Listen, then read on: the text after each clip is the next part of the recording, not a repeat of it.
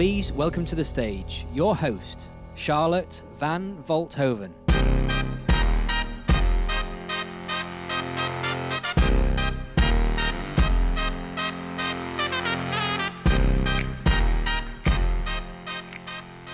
Ladies and gentlemen, good morning and a very warm welcome to the EUREKA Global Innovation Summit. My name is Charlotte van Veldhoven. I'm a moderator within my own company, Charlie Speaks, and it is a great pleasure to be here and to moderate you through the day, and not just today, but also tomorrow and the day after tomorrow. It's a great pleasure to be here, and ladies and gentlemen, what a great turnout. We have more than 2,000 attendees from over 65 countries, which really shows a great interest there is from companies to engage in global collaboration. We can truly say it's a global summit. So, dear audience, what do we have in store for you? This summit is really the perfect opportunity for you to make collaborations and also discover more about global funding opportunities. You will be able to meet international innovators, funders and investors from all over the world, and you'll have great opportunities to network and to talk about future economic growth opportunities. We are actually going to spoil you the coming 3 days with panel discussions, workshops, pitch sessions, matchmaking opportunities, training, company exhibitions, and much, much more.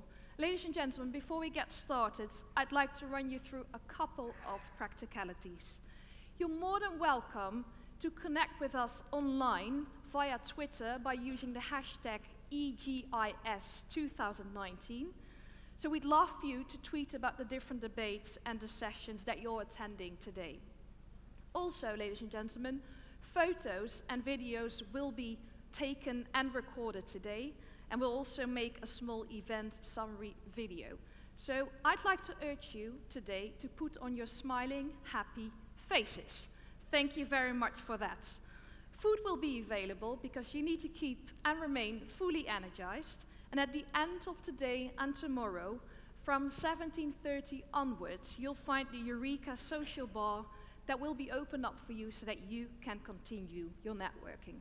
And finally, ladies and gentlemen, of course, we would also like to interact with you. And how can you interact with the different speakers that we have lined up for you today? Well, you can use and download the so-called Slido app, and it actually works very easily. Just download the app and enter the code that will be shown at the start of each session. I only have one final question for you, dear audience. Are you ready? Okay, that is not very convincing. We're going to do that once more. Are you ready? Yeah, much better. Thank you so much. Then it is my great pleasure to welcome our first speaker on the stage, the chair of EUREKA, Tim Bestwick.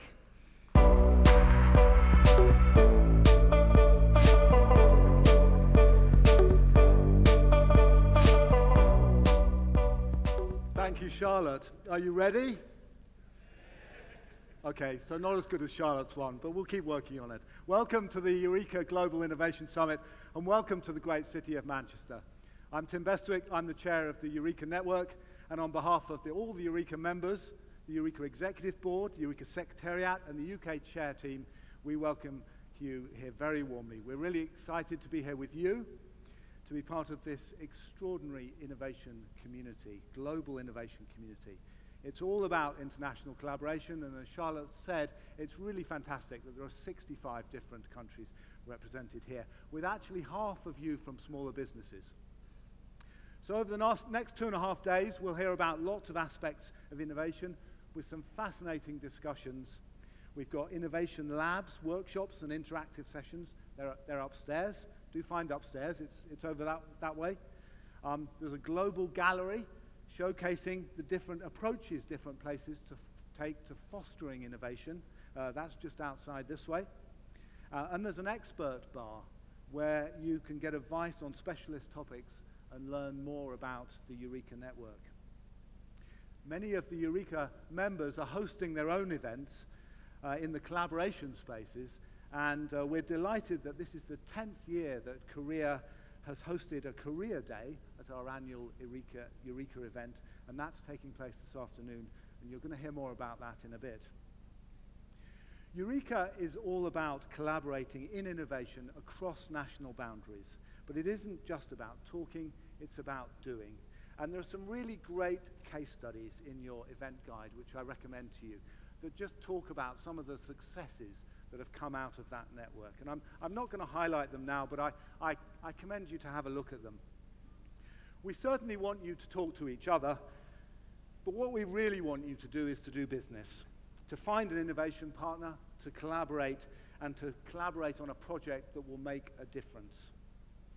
Over the next 3 days, 1,300 matchmaking meetings have been booked, being organized by our friends in Enterprising Europe Network, and I believe there are still a few hundred of those left that you could book using the B2 Match app. And indeed, you can still register for some of the Career Day matchmaking sessions as well. We're hoping some really great things come out of those meetings, and we look forward to hearing about them. Your success is the best possible outcome for us, the network. We hope you enjoy this venue and the location. We're here in Victoria Warehouse, located in the Trafford Park area of Manchester. Trafford Park said to be the world's first planned industrial park, been here for 120 years. Just by the side of what was Manchester Docks, and you'll see if you look on the map that we're just opposite Ontario Basin, which gives a clue as to the nature of the international trade that's been here with a very strong link with Canada. But of course, this area is really, for many people, better known as the home of Old Trafford, Manchester United Football Club, which is a couple of hundred meters that way. Manchester is a great football city, home to two great teams, Manchester City and Manchester United. The English Premier League has been going for about 27 years, and Manchester team has won almost 2/3 of those. And congratulations, of course, to Manchester City for winning this year on Sunday. In the combined first squads of Manchester United and Manchester City, there are 19 different nationalities, and their managers are Norwegian and Spanish. Their football excellence is based on truly international talent. To be the very best means operating on a global basis, and that is true in business as well as in football. Do enjoy this meeting, do make some great connections, and together let's deliver some amazing innovation projects. Now it's my great pleasure to welcome on stage Ian Campbell. Ian Campbell is the Executive Chair of Innovate UK, and Innovate UK is the UK agency that delivers the EUREKA in the UK. Ian.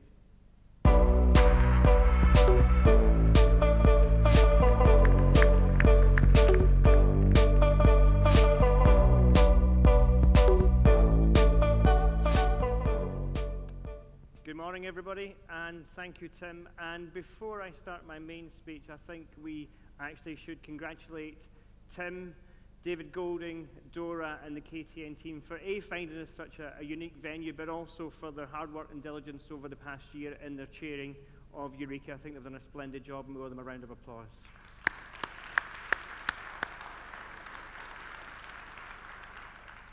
Now, as Tim said, this building is actually at the heart of Manchester's industrial strength and innovation, and represents about 100 years of strength here.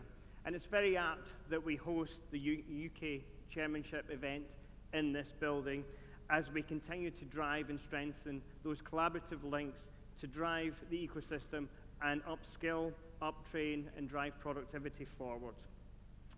We're in a world that is rapidly changing, where population is growing older, climate is changing, energy usage is soaring, and food resources are very low.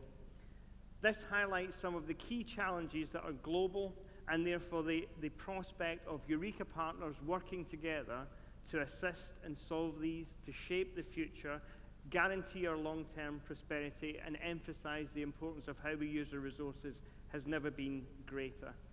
As both Charlotte and Tim have said, there's over 2,000 countries and organizations represented here, 65 countries, all with the one passion and goal in mind: to create global business-focused research, development, and innovation.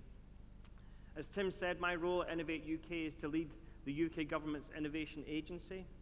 I'm proud that the UK is a strong economy. I'm even more proud of the organisation I lead that tries to drive that forward. And I'm ably assisted as part of UK Research and Innovations with all the hard work and diligence from the research councils in providing world-leading academic facilities, leading research, and links to world-leading businesses. We are actually a location of choice for businesses here in the UK.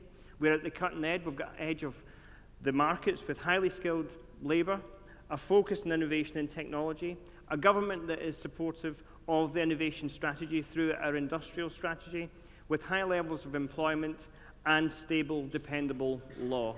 All of these together make the UK a great place to do business, and in actual fact, with the latest Global Innovation Index, the UK ranks 4th in the world, having moved up from 5th last year, so we're clearly going in the right direction. But more importantly, doing business in the UK is relatively easy. According to the World Bank's Doing Business report of 2019, the UK ranks 9th out of 190 countries in being able to set up a company quickly and efficiently. It's a rather simple process. And as I said, the government's modern industrial strategy is strengthening the UK's innovation skills, our research and development infrastructure, the business environment, and with an emphasis on place and ensuring that all parts of the UK benefit from that challenge, as we try at the same time to begin to address some of the great modern challenges, such as driving delivery of new medicines or indeed tackling climate change. In my role at Innovate, I've got a very simple mandate. I want the UK to be the best place in the world for businesses to innovate, to grow, and to maximize their economic potential, but also provide societal benefits of innovation for the longer term, to drive sustainable economic growth through business-led innovation. It's very clear that innovative societies are amongst the most successful in the world. I want the UK to be at the forefront of that and to help the government achieve its ambitious spending target of reaching 2.4% of GDP being spent on R&D by 2027 to ensure that we are globally competitive and keep up with the likes of the US, Korea, Japan, and Germany. But actually, I want us to be radical and have radical innovation. Not only do I want you to meet, connect, and do business, I want you to meet people you've never met before. I want you to connect in different ways, because that is what will drive true innovation and compelling change for the future. Just meeting our known collaborators and doing business the way we've always done it is not going to help to address the challenges we face today. That's why I'm delighted that we have over 2,000 people registered to attend here, because I think we need to find new ways of linking, new ways of working, and new partnerships in order to achieve what we think are impossible goals at the moment. And in particular, I want the UK to be a key global partner, to bring together talent, people, network, and skills to drive the future. I want us to be a global platform for the technologies of tomorrow and be a partner for a sustainable future. We know that businesses that develop a global footprint are more likely to thrive, grow, and actually drive their solutions onto a new scale. And really doing that, the most innovative businesses also have strong international collaborations, and that's why we're here today, to try and forge more collaborations that really take UK research, but research in general, take it forward from being a great idea and a concept at the discovery phase, through translation and innovation, and ultimately into commercial success. And I know that Tim and the team and their chairmanship of EUREKA are keen to continue to find new ways of collaborating, to facilitate the UK and other countries working together, finding research partners, international partners, and really driving EUREKA across the world. There are endless possibilities through discussions with all the talent we have in this room. We have a world of customers.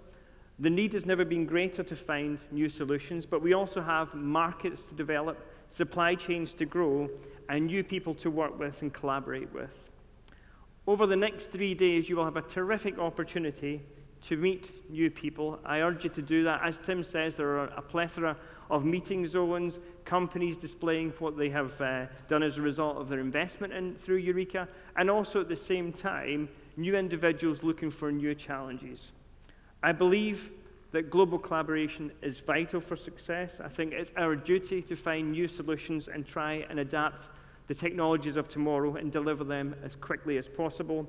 That has to be at the heart of everything we do to safeguard our future, the future of our children, and more importantly, the future of their children too. The need has never been greater, but the opportunity has never been as easy to resolve. At this point, I'd like to introduce you to Chris Skidmore, our Minister of State for Universities, Science, Research and Innovation. And he's going to leverage what I've said to talk about how we are going to achieve our ambitious target of 2.4% of GDP being spent in R&D by 2027. Thank you very much.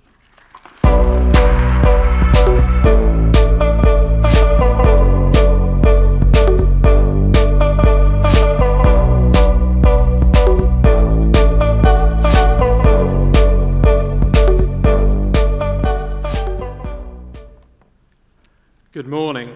It's an honour to stand before you to speak as the UK's Science Minister at EUREKA's Global Innovation Summit.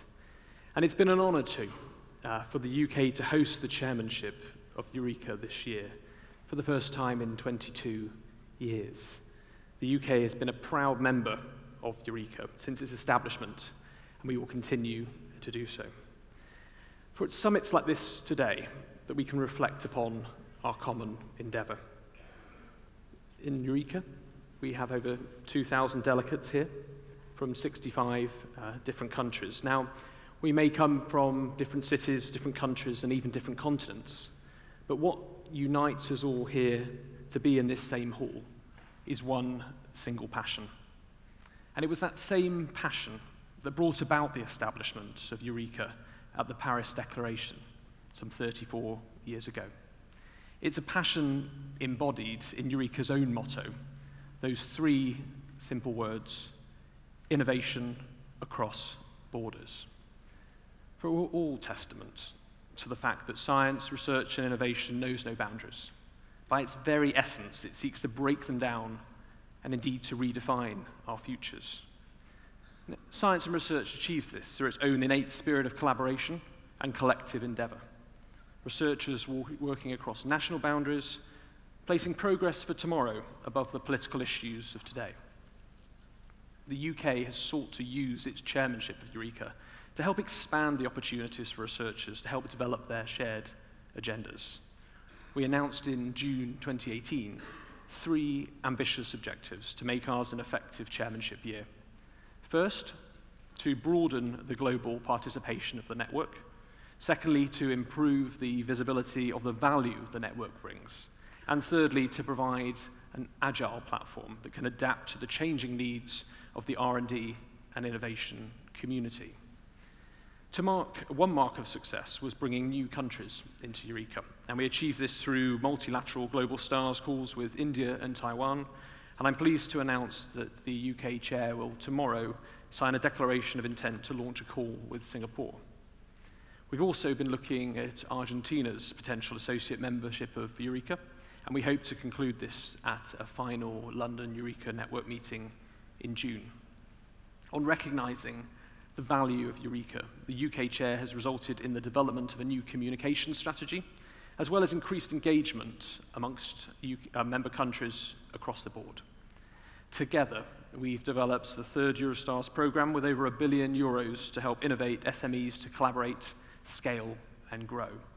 Eurostars 3 encompasses a broad set of activities and a larger target group of companies, enabling growth of a new and exciting generation of SMEs.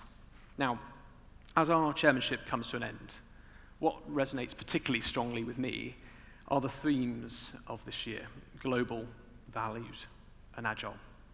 For they remain themes that I also believe the United Kingdom must continue to commit to as a nation. We've made that public commitment, as Ian said, of ensuring that 2.4% of our GDP is invested in research and innovation by 2027. Internationally, as you all know, many countries, including South Korea, exceed this target. So the UK must, I believe, raise its investment if we're to maintain our commitment to the future. Indeed, if we do not, we risk falling further behind other nations in the development of emerging technologies. The US, China, France, Germany, and others have already set out their own ambitious strategies for maintaining global influence in innovation. And we too must raise our aspirations. To be leaders of tomorrow, we must act now, redoubling our efforts, both as a government and as UK business and industry, to meet that 2.4% challenge. Now, the road to 2.4% requires massive public and private investment. In 2017, we invested £34.8 billion in R&D across all sectors, the equivalent of 1.7% of GDP. Now, to achieve 2.4%, investment will need to increase to around £70 billion, doubling in nominal terms. But I believe that we can, and indeed we must, meet this challenge. Across the world, 14 countries, including emerging research nations such as China and South Korea, have successfully increased their R&D commitments made by this scale and indeed beyond. And with 30 countries internationally having active R&D intensity targets, ensuring that we keep pace with the plans of our international partners must be a national priority. We must learn from and indeed adapt to other countries increasing their R&D intensity. Our industrial strategy has already set out an additional £7 billion to be spent on research and development by 2022, the largest increase in the UK for nearly 40 years. And as Science Minister, in advance of the UK's comprehensive spending review this year, I want to set out what I believe are the core principles and indeed the framework that must underpin our overall strategy to reach 2.4% target. There are 4 key themes that I believe need to be addressed. Last week, I gave a speech at the London School of Economics, setting out what we need to do to invest in the talent and the researchers of tomorrow. I'll also be making speeches on the investment required in emerging technologies, and also how we must ensure that private investment in R&D can be fostered and increased. But today, I wanted to address with you what must be a crucial part of the road to 2.4% strategy, strengthening the UK's global position within the international research community. And to return to those key themes, those key 3 themes of the EUREKA chairmanship: global, valued, and agile. It's clear that international research partnerships cannot simply be forged for their own sake. They must have a focus, a clear sense of purpose, and deliver meaningful outcomes for our societies. Increasing and strengthening international partnerships must be the future of scientific collaboration. And where EUREKA blazed a trail 34 years ago, today we must reach even further, forging and strengthening new relationships with countries that are equally interested in expanding their research capabilities. But we must ensure that these new partnerships, while increasingly globaled, are centered in their value and indeed commitment to expanding excellence. They must also be agile enough to adapt to the changing demands of the future. We're all living through enormous technological, social, environmental change, and the UK is determined to direct our world-class science and research innovation towards tackling these global challenges. That's why we've identified the 4 grand challenges in our industrial strategy: harnessing the potential of data and artificial intelligence, moving to clean growth to combat climate change, transforming how people, goods, and services move, and adapting to that new reality that many people around the world will start living beyond 100. These, however, are global challenges, and we will only successfully begin to tackle them through global collaborations between government, scientists, researchers, innovators, entrepreneurs, and businesses and societies. Only by working together will we meet the shared challenges of climate change, an aging society, an increased population with equally increased ambitions to live improved lives. And that's why we've invested already £1.5 billion in our Global Challenge Research Fund, over £700 million in the Newton Fund, which partners with countries across the world on issues that affect developing countries. But the discoveries and impact of this research can, of course, benefit us all. Back in January, we committed £200 million to 12 interdisciplinary research hubs working across 85 different countries. And these will build new global collaborations to tackle some of our biggest challenges, such as preserving our oceans, averting flooding risk, ensuring gender equality, boosting life prospects for teenagers, and indeed protecting future cities against disasters. But we must never lose sight of the fact that the purpose of scientific research must always be centered on excellence. International infrastructures ensure that excellence can be nurtured and indeed expanded globally. And later today, I'll be heading to Jodrell Bank, the headquarters of one of the most ambitious international science projects in history, the Square Kilometre Array, a project of such huge scale that it gets to be called mega science, and is the fruit of the combined efforts of 11 different countries. Now, the UK is proud to be the international headquarters of this project, just as we are equally proud to continue to host the Joint European Torus Fusion Reactor in Oxfordshire, known simply as JET. Hosting JET has enabled the UK to become a world leader in fusion technology.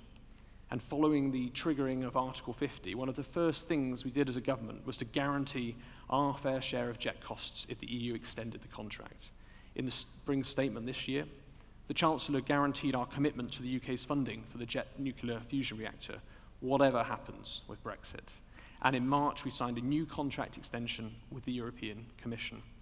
Crucially, this will last to 2020, to the end of 2020, regardless of wider EU exit negotiations, safeguarding this world-leading facility and over 500 high-skilled science and engineering jobs. And when it comes to developing the future of fusion, the UK is also keen to continue to participate in ITER in southern France. UK companies are currently helping to build this exciting international project, which will open the possibility of net generation of electricity through nuclear fusion by 2025. And we're equally determined to maintain our commitment as a founder member of CERN in Switzerland, investing £137 million last year, maintaining our position as globally the second largest contributor.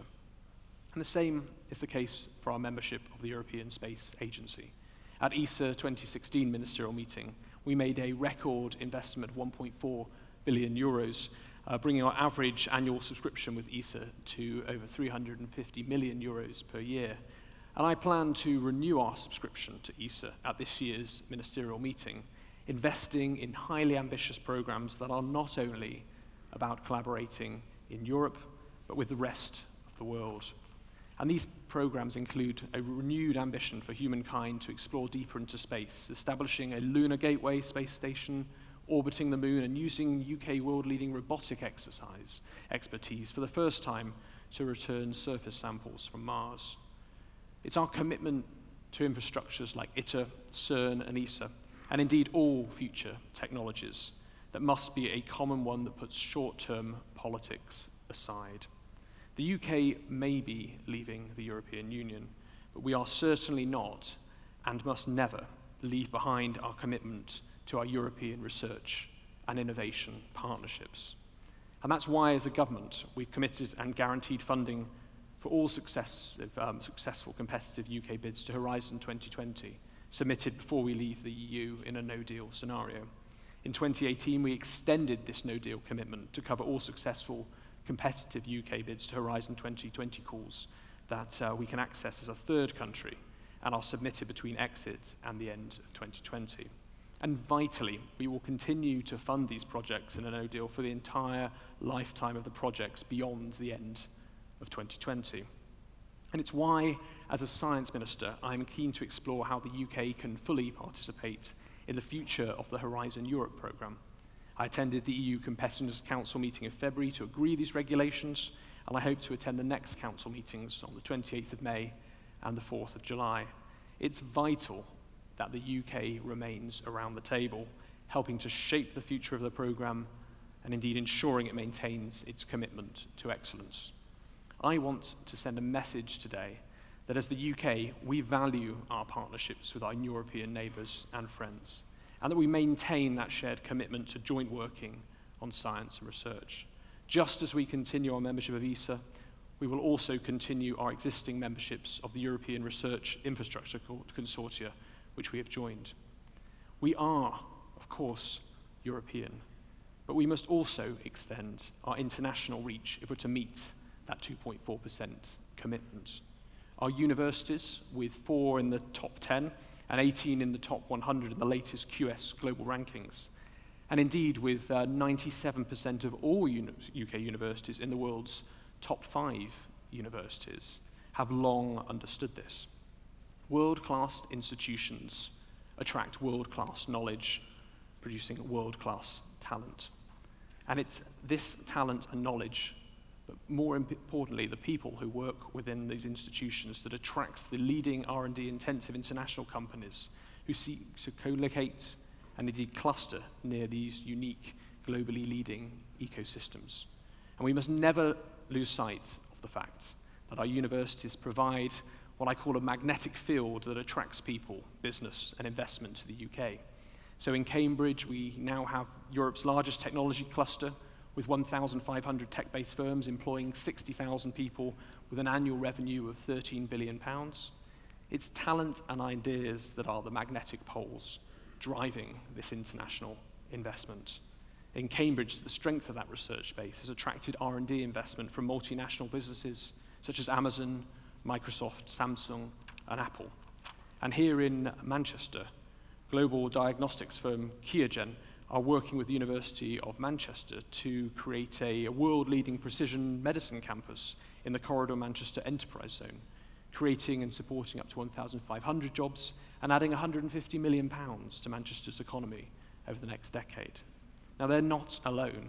Other big companies such as Unilever, BP, and Rolls-Royce are all choosing to invest in Manchester too. And it's clear evidence that the UK is very much open for business. We want to continue to attract international investment and to be the destination of choice of international companies seeking to partner up with our world-class leading research facilities and universities. And we'll continue to invest in people and talent. Last week, in my first speech on the road to 2.4%, I announced the first 41 Future Leaders Fellows. And in total, we're going to be investing £900 million in 550 fellows. The fellowship has been designed to be truly international, open to researchers from across the world to come and pursue their research in the UK. And winners last week included researchers from Canada through to Japan, who are now choosing the UK to locate and pursue their research careers.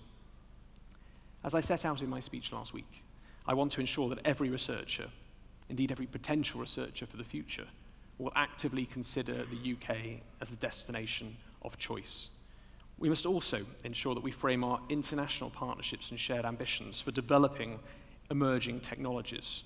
So, for example, we're investing £50 million to partner with South African researchers to develop better battery storage technology, to enable transition to electric vehicles, and indeed wider clean energy systems. And we've launched the UK-Canada AI Innovation Challenge to bring the brightest AI minds together to find solutions for problems across all sectors. And also recently, we've signed bilateral agreements with the US, Canada, and China in 2017, Israel and Thailand in 2018, and where possible, I am keen to do more.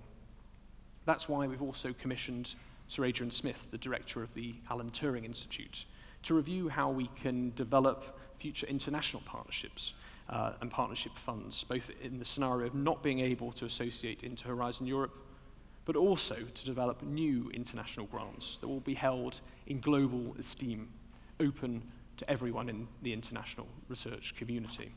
Sir Adrian Smith is currently consulting on what any future funds should look like, their scale, their framework, and I would urge everyone here in this room to respond to the call for evidence which closes on the 24th of May. The Smith Review, however, is only one part of a wider strategy that the UK is determined to develop as we set out our international ambitions for the future of our international research partnerships on the road to 2.4%. So today, I'm pleased to announce that we are publishing our International Research and Innovation Strategy, otherwise known as IRIS. This strategy sets out, for the first time, the UK's framework for future collaboration internationally for the long term. It sets out a broad, holistic view of our research and innovation system, including not just our universities, our research institutions and businesses, but equally also our regulatory system, our quality infrastructure, and our policy and governance expertise. And it shows, importantly, how each of these can be opened up to international partners for mutual benefit. Now, it can be difficult to frame a whole UK strategic approach to international research and innovation partnership, quite clearly because the drivers and benefits for collaboration are articulated on so many different levels and in so many different ways. But the strategy does attempt to provide a framework to show the breadth of our approach to international engagement, and that's captured under 7 pillars. They cover the UK's commitment as an outward-facing global partner, with partnerships at multiple levels guided, as I've said, by excellence and by impact. These collaborations will be built on access to talent, supporting the international mobility and connectivity of researchers and innovators where the best can work with the best. We will continue to be a global hub for innovation, backed up with incentives and financial support, which will strengthen international collaboration, whether it's about improving the capacity of UK's SMEs to scale and have access to overseas markets, or indeed showing overseas investors that the UK research innovation base can support, connect, and build the technologies and global businesses of tomorrow. And will provide a platform for the technologies of the future through the strength and global reach of our governance, intellectual property, and standards frameworks, which can support the design of a common regulatory approach to support emerging technologies. As a partner for a sustainable future, we want to build and invest in collaborative partnerships, resources to explore the secrets of the universe, address global challenges, and to build capacity in developing emerging countries and to combat local challenges. And of course, there is also the responsibility to be a good global citizen, concerned with improving the global governance of research and improving the impact research has on global governance. And we must not also forget our responsibility to help create global citizens of the future through our international education strategy and through strengthening the global reach of our higher education system, as I set out in my speech at the Going Global conference in Berlin yesterday.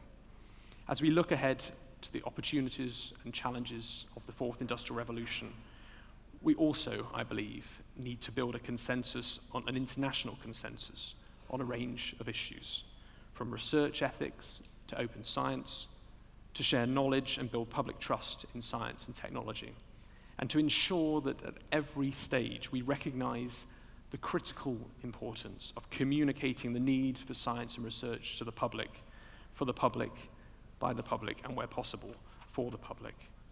The International Research and Innovation Strategy acknowledges this. It embraces the variety of roles that the UK plays internationally. It shows how we are investing over the long term in a set of enduring international research and innovation partnerships in order to drive excellent research, develop new technologies and industries, and tackle global challenges to meet 2.4%. And it's my hope that this will be a framework which we will use not just to achieve that target, but to confidently project to international audiences the value that they will receive from collaborating with a transformed UK, one that's built its future on the collective strength of its research and innovation community.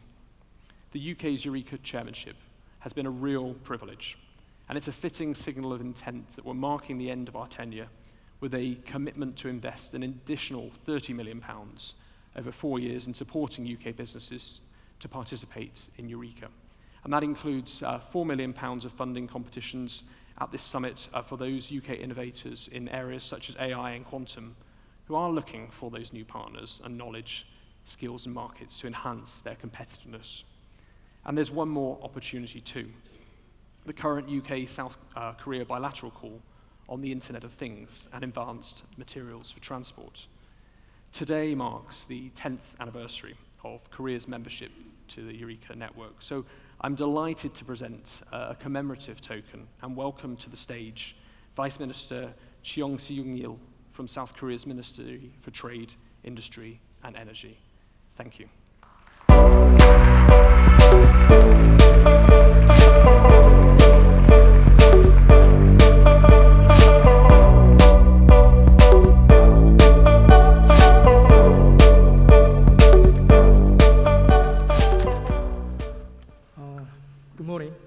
I feel deeply honored for this remarkable recognition. I'd like to share this honor with all the EUREKA members whose unwavering enthusiasm and efforts have led to successful cooperative partnership we are celebrating today. My special gratitude goes out to Mr. Tim Bestwick, Chairman of EUREKA, and Minister of State Chris Skidmore. Thank you. We are extremely proud of great accomplishments made over the past 10 years through EUREKA partnership. Now we will look to the future and commit to the spirit of global EUREKA by expanding our role as a hub of EUREKA in Asia. As the first non-European member country, we will persuade other global member states to join EUREKA. Furthermore, by 2025, Korea intends to double our investment in EUREKA. I hope EUREKA Global Innovation Summit will serve as a platform for members to discuss various ideas for technological cooperation. Finally, I'd like to cordially invite all the EUREKA members to Korea EUREKA Day 2019, which will be held this afternoon. Thank you very much. We have,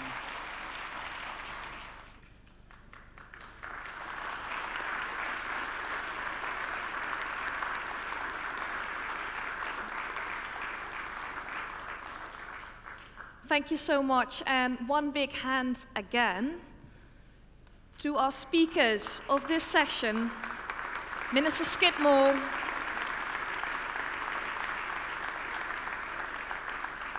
Minister Shin Seung-il, Mr. Campbell, and Mr.